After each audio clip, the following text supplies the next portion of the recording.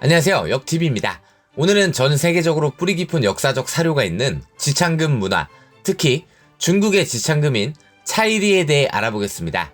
먼저 일반적으로 지창금이란 결혼을 할 때 신부의 집안에 돈을 주는 문화를 말합니다. 물론 반대로 신랑의 집안에 돈을 주는 지창금 문화도 있지만 보통은 신부 측에 전달하는 게 일반적이죠. 이것이 현대 사회로도 이어져 사회 문제로 번지고 있는 대표적 케이스인 국가가 바로 중국입니다. 이 지창금을 중국에서는 차이리라고 부릅니다. 사실 사회 문화가 점차 바뀌고 결혼, 혼인이라는 법적 시스템을 바라보는 인식이 변하므로 각국은 골치를 썩고 있습니다. 우리 대한민국도 사실 세계 최고의 저출산율을 자랑하는 국가이기도 하죠. 대한민국의 경우를 보면 아무래도 부부가 탄생할 때 남자가 집을 해오는 문화라던가 최근까지도 SNS에서 유행했던 프로포즈 시에 호텔을 빌리고 샤넬백을 선물하는 게 유행했던 것처럼 결혼을 하지 못하는 남성의 근본적 원인으로 대부분 경제적 문제가 높게 나옵니다.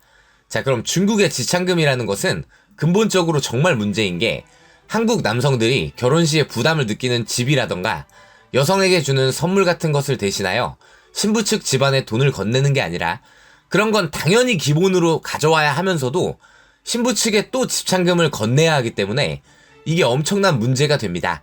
즉 거주지는 물론 신부를 위한 선물을 준비하면서도 신부 측 집에도 돈을 줘야 하는 2중, 3중의 부담을 떠안게 되며 당연히 원칙적으로 신부 측 잘못으로 이혼이라도 하면 이 지창금을 다시 돌려주는 게 원칙이지만 실제로는 대부분 돌려받지 못하며 신부 측에서 배째라고 나오면 소송까지 가는 경우가 많아 사회 문제가 되어가고 있습니다. 정말 문제는 예전처럼 때가 되면 결혼을 하는 게 당연한 시대가 아니기 때문에 이 지창금을 시간이 갈수록 중국에서 기하급수적으로 늘어났고 특히나 현대 여성들이 기피하는 농촌 총각이나 노가다꾼이 여자를 데려오려면 일반적인 지창금의 2배, 3배를 지급해야 간신히 데려올 수 있는 상황도 등장하고 있죠. 즉 결혼이 어떤 장사, 비즈니스가 되어가고 있는 심각한 현실입니다. 솔직히 대한민국 남자들이 한남, 퐁퐁남, 별의별 신조어가 나오고 있지만 제 생각에는 중남보다는 한남이 좀 나은 것 같습니다. 심지어는 이미 지창금을 받아놓고도 2차, 3차로 지창금을 갑자기 요구하는 경우도 있는가 하면 결혼식 당일에 지창금을 더 요구하며 안 주면 결혼하지 않겠다는 사례가 중국에서 나올 정도입니다.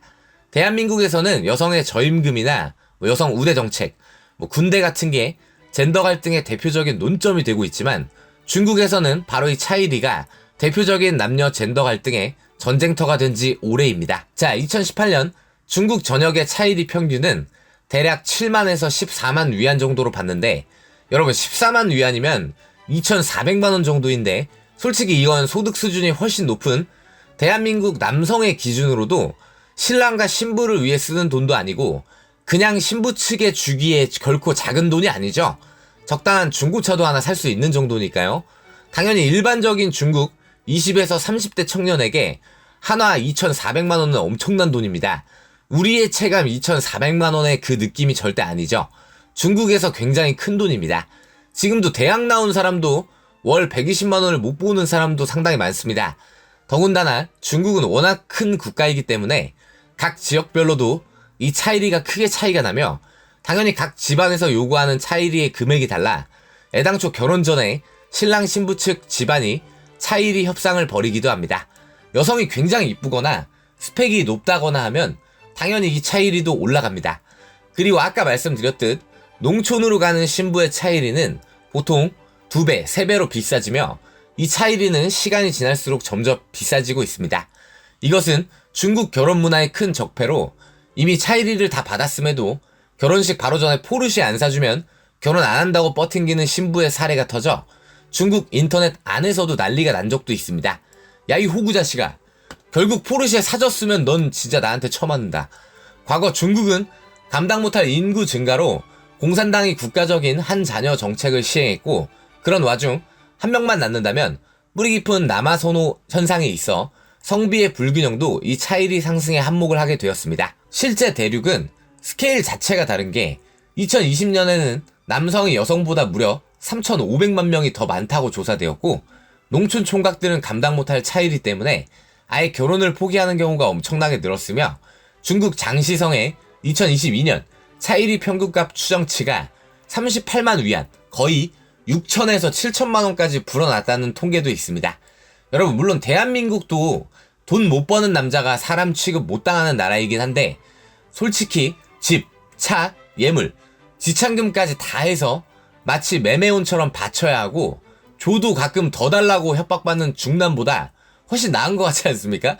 오죽하면 중국 당국도 문제의 심각성을 파악하고 차일이를 일정 금액 이상 내지 못하도록 단속하는가 하면 국가가 합동 결혼식을 열어주기도 하고, 심지어는 중국 내부에서 비혼주의를 설파하거나 페미니즘을 옹호하는 인사들을 단속하며 처벌한 적도 있습니다. 그야말로 중국이니까 가능한 조치죠. 대놓고 신부 측의 차일이로 18억을 트럭까지 동원해 전달한 중국의 슈퍼 그레이트 퐁퐁남이 신문에 나와 중국에서도 화제가 되기도 했습니다. 즉, 있는 남자들은 차일이가 자신의 재력을 과시하는 수단이 되기도 하고, 또 현대사회 특성상 SNS에 여성들이 차일이를 자랑하는 문화도 있어서 여성들의 눈높이는 점차 높아지고, 아무래도 남과 비교를 하게 되며 자신도 가능한 한 높은 차일이를 받으려 하는 악순환의 연속입니다. 거기다가 차일이만 받고 튀는 사기와 범죄도 어마어마하게 적발됩니다. 심지어 부모가 어디서 미리 차일이를 몰래 받고 딸 보고 강제로 결혼을 하라고 시키는 케이스도 심심치 않게 나오는 판이죠. 반면 예컨대 인도 같은 경우는 이 지참금 문화가 완전히 정반대로 신부 측이 신랑 측에게 지참금을 주는 문화로 이 지참금을 구하지 못해 결혼을 못하고 있다는 여성들도 많이 나옵니다. 중국과는 반대의 패단으로 인도에서는 신랑 측이 2차, 3차로 지참금을 요구하거나 지참금을 더 안 주면 심지어 여성을 가두거나 패는 범죄로도 이어지고 있어서 인도 사회에서도 큰 문제가 되고 있습니다. 퐁퐁남이니 한남이니 하지만 중국이나 카레보다는 뭘로 봐도 우리나라의 결혼 문화가 그나마 낫지 않나 생각합니다. 이는 사회적, 역사적으로 내내 이어져 오던 시스템이 현대사회의 인식 변화와 문화의 변화와 충돌하는 대표적인 사례라고 할 것입니다. 두 남녀가 사랑으로 이어지는 게 아니라 대가를 치르지 않으면 함께 할 수 없는 현실, 또한 급격한 산업화와 도시화로 농촌이나 사회 취약층의 청년이 결혼하기 어려운 현실은 어느 나라나 모두 겪고 있는 현상입니다. 때문에 중국에서도 파키스탄, 베트남 등의 경제적 수준이 좀 더 낮은 나라에서 신부를 구해오는 현상이 점점 늘어가고 있고, 우리 대한민국도 마찬가지죠. 사회와 문화, 경제, 사람의 인식이 달라지면 관행과 시스템도 달라져야 하는데, 이렇듯 사회나 법은 순식간에 달라지지만 인간이 변화하는 데는 정말 오랜 시간이 걸린다는 것을 우리는 역사를 통해 알 수 있습니다. 우리 대한민국에서 이제 시작하는 젊은 부부에게도 물질적 요소가 아닌 진정한 의미에서의 남녀 간의 결합이 가능한 사회가 되었으면 좋겠습니다.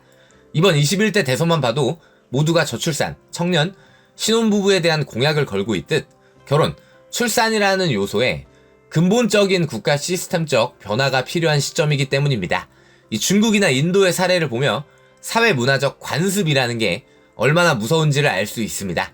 부디 우리 대한민국에서는 잘못된 관행이 없기를 바라며 앞으로의 대한민국을 이끌어갈 대한민국 모든 청춘 남녀를 응원합니다. 감사합니다.